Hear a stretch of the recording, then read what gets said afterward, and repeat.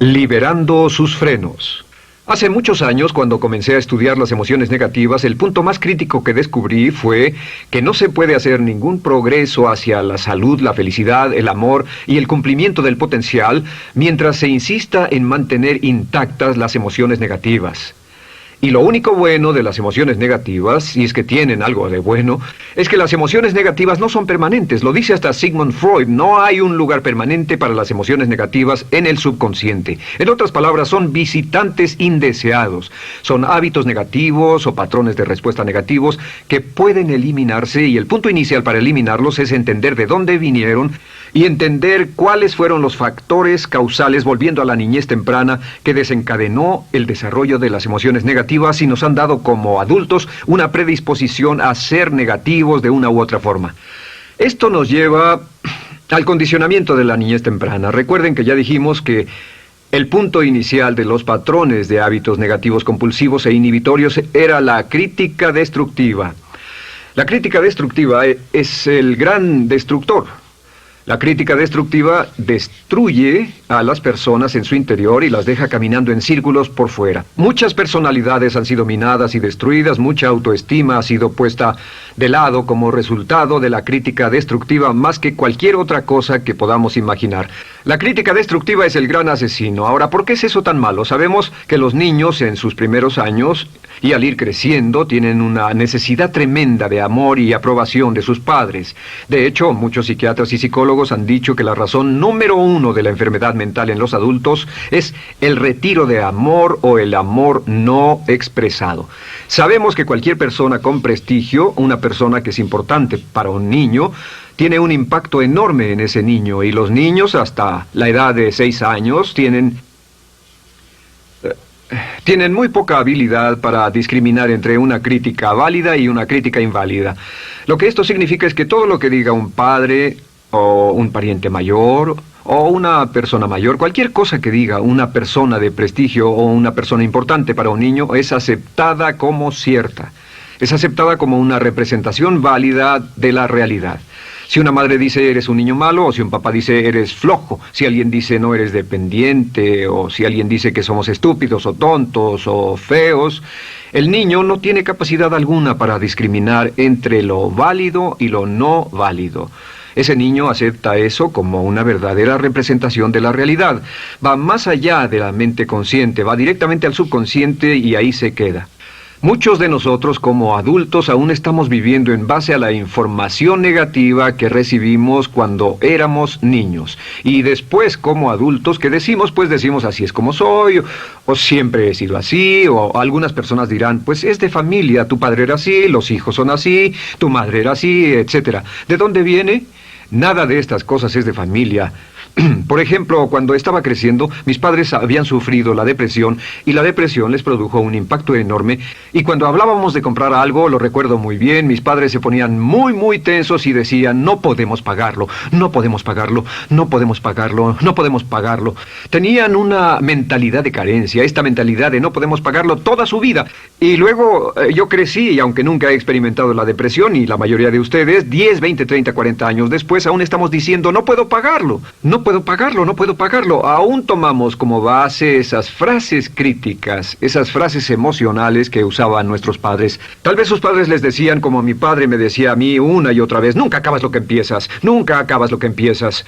Nunca acabas lo que empiezas. Eres un flojo, nunca acabas lo que empiezas. Y cuando fui adulto tuve muchos problemas para acabar lo que empezaba. Al acercarme al final de la tarea, comenzaba a sentirme ansioso y buscaba cualquier excusa por posponerla o retrasarla. El segundo factor que nos predispone a emociones negativas es la falta de amor. Sabemos que las personalidades de los niños se desarrollan al grado en que reciben una alta calidad y una alta cantidad de amor de sus padres. Existe una relación de 1 a 1 entre la cantidad de amor, la calidad de amor y una personalidad sana. Ese amor negado o la privación de amor es la causa clave de la infelicidad, la negatividad y la enfermedad mental en los adultos. Para que un niño se sienta realmente amado, el niño debe tener padres con buenos conceptos, y la mayoría de nosotros tuvimos padres que fueron víctimas de sus padres, que a su vez fueron víctimas de sus padres. Un escritor famoso dice que todo el mundo es víctima de una víctima. Todos son víctimas de víctimas. Nuestros padres quisieron criarnos de la mejor forma posible, pero ellos mismos fueron víctimas de víctimas. Y para que un niño se sienta realmente amado, deben existir 3 condiciones. La condición número 1 es: los padres deben amarse a sí mismos. Los padres deben amarse a sí mismos. Recuerden, nunca le podrán dar más amor a otros que el que sienten por sí mismos. Si no se aman a sí mismos, no pueden amar a sus hijos. Si tienen un poco de amor por sí mismos, deben difundirlo en sus hijos. Si tienen poco amor por sí mismos y es absorbido por sus esposos, entonces, a veces, aunque deseen amar a sus hijos, no tienen amor que darles. Sus padres querían amarlos y en muchos casos no tenían amor para darles, y eso es porque nunca lo recibieron cuando crecieron. El segundo requisito es: los padres deben amarse mutuamente. Para que un niño crezca sintiendo confianza en sí mismo, crezca sintiéndose amado, a salvo y seguro, debe crecer en un ambiente donde los padres se amen. No hay nada que le dé más temor a un niño que crecer en un hogar donde los padres peleen entre sí, donde los padres no se amen, donde haya dificultades, porque el niño siempre tiene una tendencia, primero que nada, ser una víctima, pues al niño se le grita y se le vocifera, y entonces cree que la razón por la que mamá y papá pelean es su culpa. Ahora, una investigación interesante: como hay muchas familias de un solo padre, la investigación interesante muestra que cuando uno de los padres se va como resultado de una separación o un divorcio, los niños que quedan invariablemente están convencidos de que la razón por la que el otro padre se fue se debió a algo que él hizo. Y es importante que si un matrimonio o una relación va a terminar y uno se va a ir, que el padre que se quede les diga a los niños una y otra vez que la razón por la que la relación no funcionó no tuvo nada que ver con ellos. Solo tuvo que ver conmigo y con papá, conmigo y con mamá. No tiene nada que ver con el niño. El niño necesita oírlo muchas veces antes de que se sienta confiado y seguro. Y por supuesto, siempre es mejor que un niño sea criado por un padre que lo ama que por 2 padres que no se aman. Una tercera condición que debe cumplirse si no quiere que exista la falta de amor es que los padres deben amar al niño. Los padres deben amar al niño. Bueno, esto parece muy obvio y muy lógico. La verdad es que, y esto es lo más difícil para usted y para mí como adultos, que ni siquiera lo pensamos, que es posible que nuestros padres no nos quisieron. No porque no lo intentaran, querían amarnos y tenían la intención de hacerlo, desde luego, etcétera, etcétera, pero simplemente como tenían conflictos mutuos y problemas sin resolver con sus padres, y sufrieron la guerra y la depresión, tenían que hacer carrera y otras responsabilidades, nunca lo lograron totalmente. ¿Entienden? Esa fue la dificultad. Lo deseaban, pero nunca lo lograron. La única forma en que puede amarse a un niño es pasando una gran cantidad y calidad de tiempo con el niño. Tiempo en gran cantidad y calidad con el niño. 10 minutos al día no bastan. Los niños se consideran valiosos según el grado en que las personas más importantes en su vida pasen tiempo con ellos. Si las personas más importantes en su vida, sus padres, solo pasan poco tiempo con ellos, los niños concluyen que la razón para ello es que tienen muchos defectos, que hay algo esencialmente malo en ellos y que por eso sus padres no pasan más tiempo con ellos. Los niños no piensan con la razón, lo hacen en forma emocional. Solo piensan: mi padre está aquí, me ama, y si no pasa tiempo conmigo, él o ella no me aman. Y si cualquiera de esas 3 condiciones existió o más cuando estaba creciendo, los padres no se amaban a sí mismos, o no se amaban mutuamente, o tal vez no lo amaban porque nunca lo lograron, aunque querían, entonces usted debe haber crecido en conjunción con la crítica destructiva que se llama culpa. ¿Y qué es la culpa?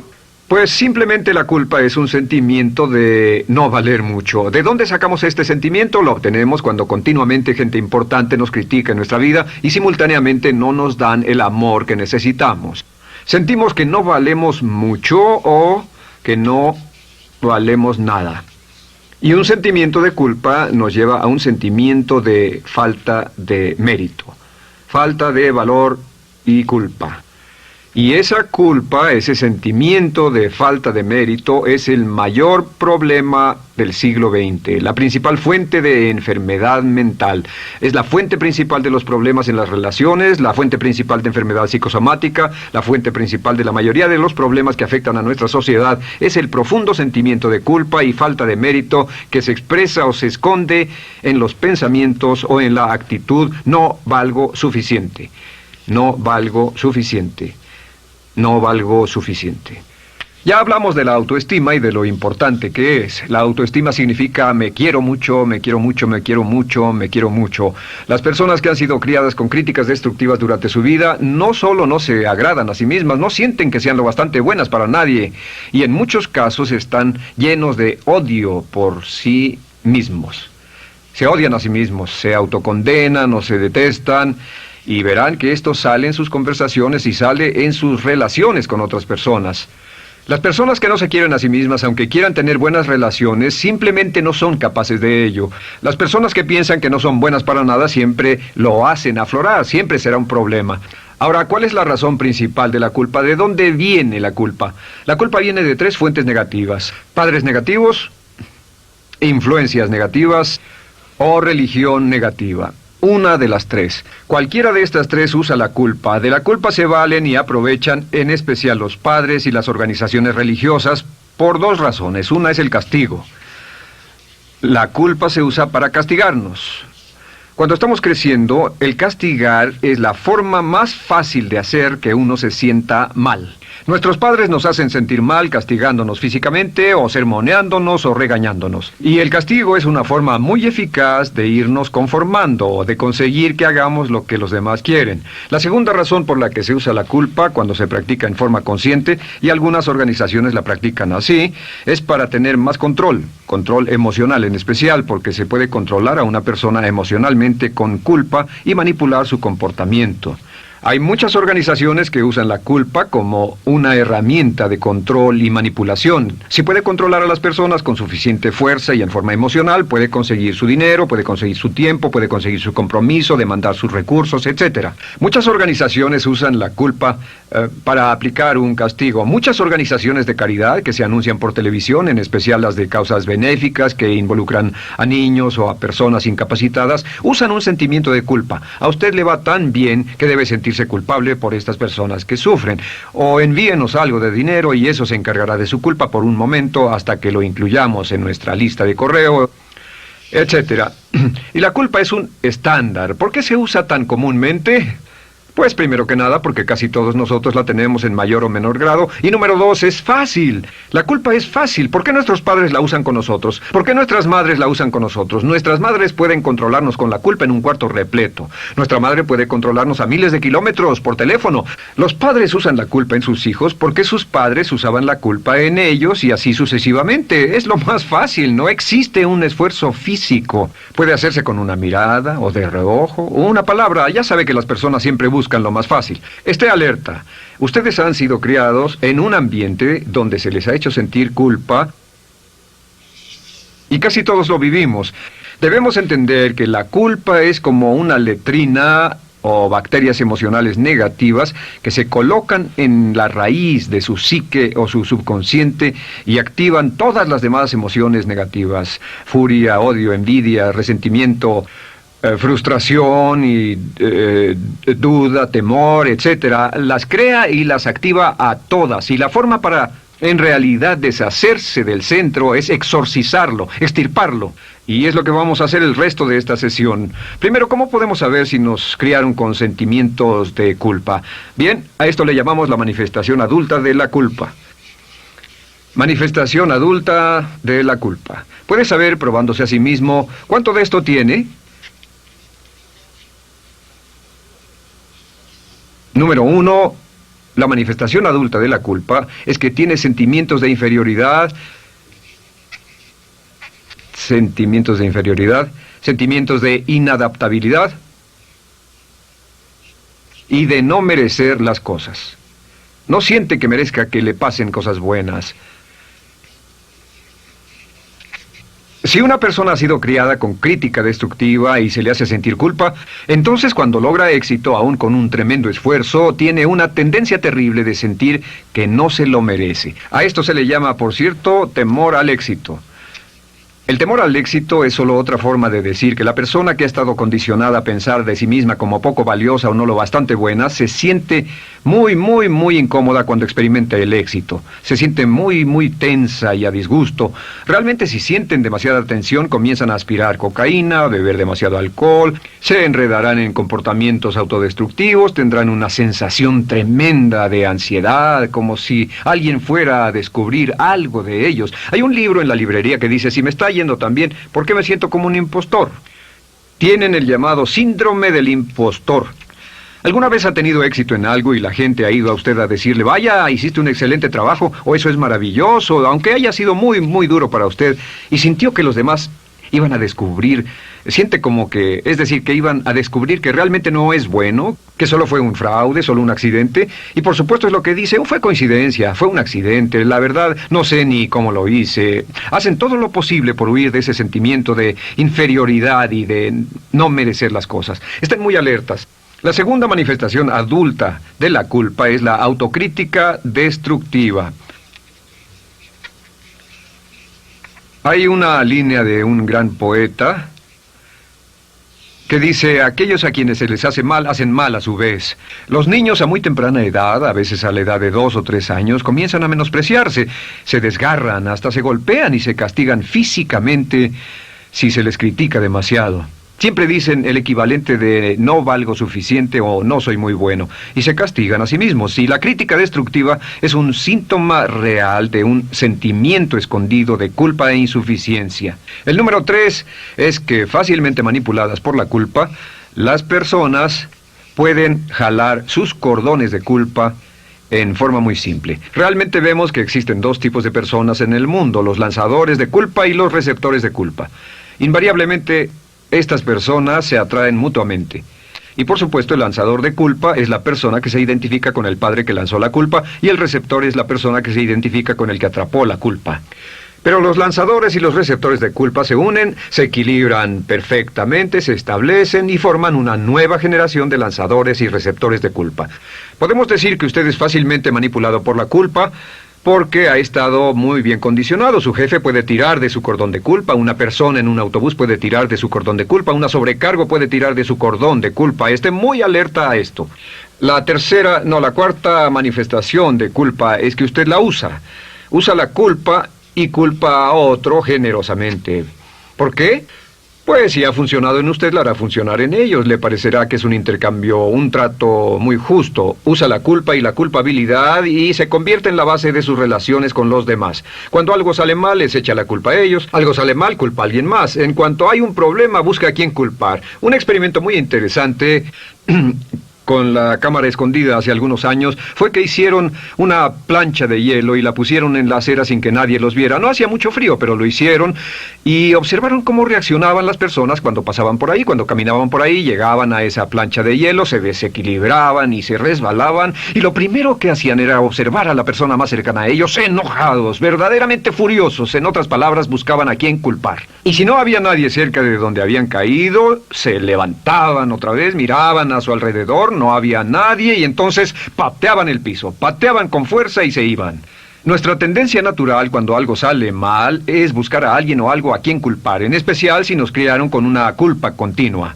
Y la quinta manifestación es lo que llamamos lenguaje víctima. Ahora recuerden que hablamos sobre la ley de concentración. Dice, lo que siembras cosecharás. También dice, si usas lenguaje de víctima, mantienes viva la culpa, la refuerzas, la edificas, la cultivas, la utilizas. El lenguaje víctima es lenguaje como no puedo, no puedo, no puedo. Cuando dice no puedo, no puedo, no puedo, envía un mensaje a su mente subconsciente y la mente subconsciente comprende que está inhabilitado, que no tiene control, que es una víctima. Y cuando desea poder hacer algo, su mente subconsciente retroalimenta su mensaje y dice no puedes, no puedes. Y lo segundo que dice es tengo que, y otra vez no tengo control, no estoy a cargo. Pero existe otra expresión del lenguaje víctima que debemos evitar, y es esta, trataré. Trataré, sea lo que sea, trataré. ¿Qué significan las palabras trataré? Pues déjenme decirles qué significan. Significan voy a fracasar y lo digo anticipadamente para que no me vengan con represalias. En otras palabras, dice trataré de llegar a tiempo, pero lo que está diciendo es tal vez llegue tarde y no pueden reclamarme porque dije que trataría. Cuando una persona dice trataré, está disculpando su fracaso por anticipado. Si fuera al doctor y el doctor lo examinara, lo auscultara y le dijera, pues está en pésimas condiciones, tendremos que intervenir, debemos llevarlo al hospital ahora mismo, me sorprende que haya llegado aquí. Usted dirá, bueno doctor, espero que haga un buen trabajo. Y él dice, trataré. Si él dice eso, usted seguramente buscará otro médico. O si va a un abogado. Lo culpan de algo y va a un abogado y le presenta su caso y dice, oiga, va a defenderme, y él dice, trataré. ¿Qué está diciendo? Está diciendo, escuche, he estudiado el caso y por lo que veo no hay mucha esperanza, pero lo tomaré de todos modos. Trataré son los que tratan de conseguir que les pague por anticipado. Otro juego de palabras que no debe usar. Por cierto, con respecto a trataré, lo que debe decir es lo haré o no lo haré. No trataré. Si alguna vez en nuestro negocio, tenemos un negocio muy activo, si llamamos a alguien y le pedimos alguna cosa o algún trabajo y dice trataré de conseguirlo para el viernes o trataré de terminarlo a tiempo, al instante sabemos que lo que quiere decir es que quiere sentirse libre, no comprometerse.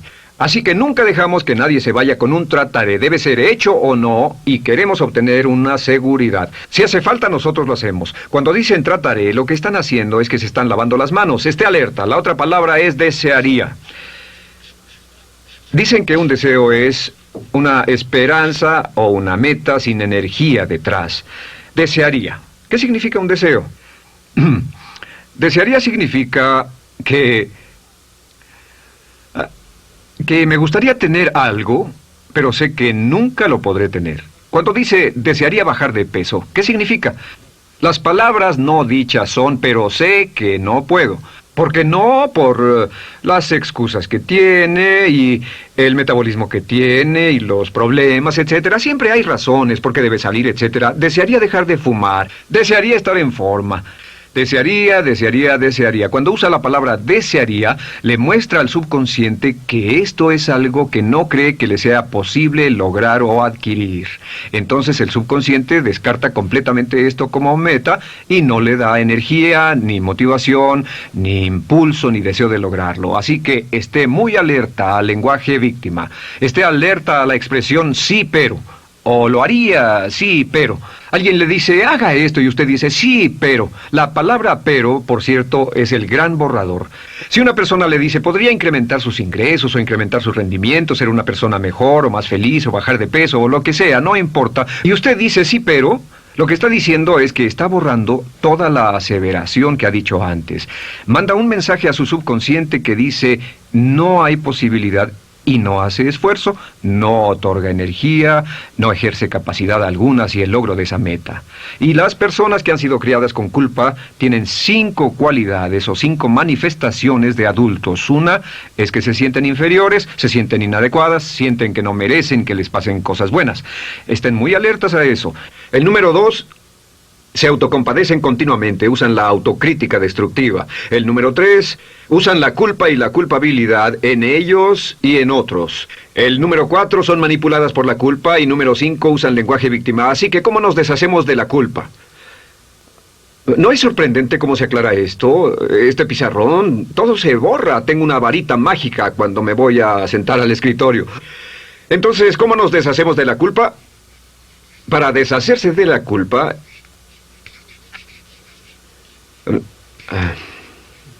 este es el proceso. Tiene algunos pasos importantes. Número 1, el primero de la lista, elimine la autocrítica. Elimine la crítica autodestructiva. En otras palabras, nunca diga nada destructivamente crítico de usted mismo. No lo diga. Esta es la regla básica. El subconsciente acepta lo que diga usted como cierto, como un mandato. Así que no diga nada de sí mismo que no desee sinceramente que sea cierto. No diga estoy cansado, estoy gordo. No diga no puedo o debo. No diga nada a menos que quiera que sea cierto. Las palabras que van después de la palabra yo son las palabras que su subconsciente registra como mandatos, excepto cuando dice yo desearía o lo intentaré. Así que elimine la crítica destructiva. Siempre hable en términos positivos sobre usted. Me gusta mi persona, puedo hacerlo, lo haré, escogí hacerlo, pero nunca diga no, no puedo. Número 2 es no dejarse manejar por la culpa. Rehúse ser manejado por la culpa. Porque cada vez que le permita a alguien que lo manipule por la culpa, ¿sabe qué pasa? Refuerza y hace más poderoso el efecto de la influencia de la culpa en su vida. Cuando yo crecí, debo decir que yo crecí en una familia que estaba muy influenciada por la religión negativa. Realmente mi madre, Dios la bendiga, tenía un cinturón negro en el pecado e hizo un trabajo verdaderamente soberbio en ello. Y yo tardé en sobreponerme. Cuando me casé con Bárbara, ella también venía del mismo tipo de familia y recapacitamos. Hay una hermosa respuesta cuando uno de los dos caía de nuevo en los viejos patrones. Decía, no tratas de hacerme sentir culpable, ¿o sí? No tratas de hacerme sentir culpable, ¿o sí? Solo diga, no tratas de hacerme sentir culpable, ¿o sí? Y no deje que las personas lo manipulen usando la culpa.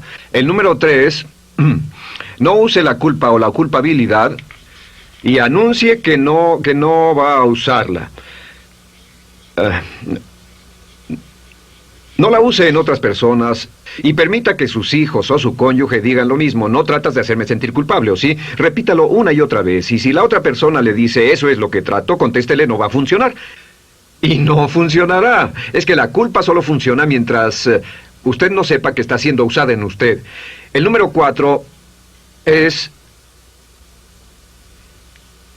lo que llamamos la ley del perdón. Es la más importante de todas. Realmente es el centro, es el meollo de toda esta sesión. La ley del perdón simplemente dice que usted está sano mentalmente hasta el grado en que pueda perdonar libremente y olvidar las ofensas. Que su habilidad para perdonar a los demás es la clave que determina su felicidad y su éxito en la vida. Su habilidad para perdonar a los demás es la única forma de eliminar la culpa. Su disponibilidad para perdonar a los demás y olvidar ofensas es el determinante más importante de si usted está o no totalmente integrado y es un adulto que funciona como ser humano.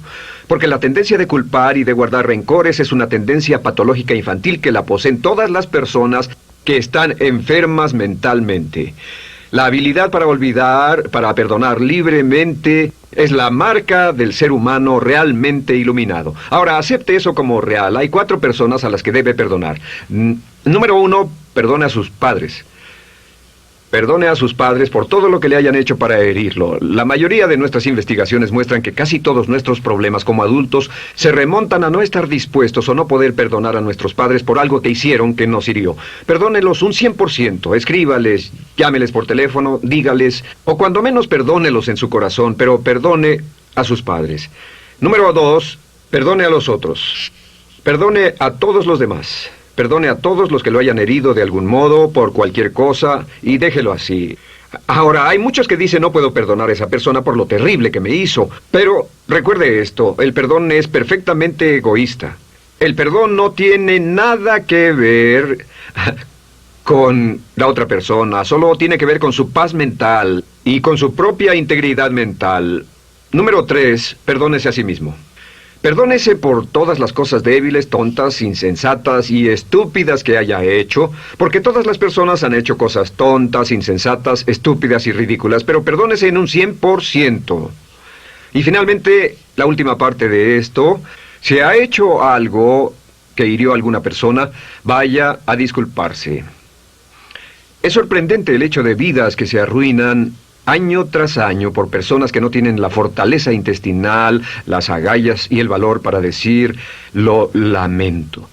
Una de las cosas más importantes es desarrollar carácter hasta el grado en el cual hacemos las cosas que son muy difíciles para nosotros, hasta el grado en el cual hacemos las cosas que sabemos que están bien, aunque sean difíciles, en especial cuando son difíciles emocionalmente. Y la clave para deshacerse de la culpa, la clave para ser una persona total y completamente positiva, es perdonar a los demás. Perdone a las personas con quienes ha sostenido una relación. Perdone a sus jefes anteriores.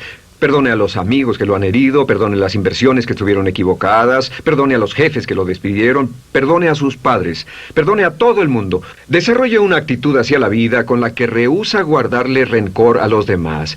Solo repita una y otra vez: los perdono a él o a ella por todo. Los perdono por todo. Los perdono por todo.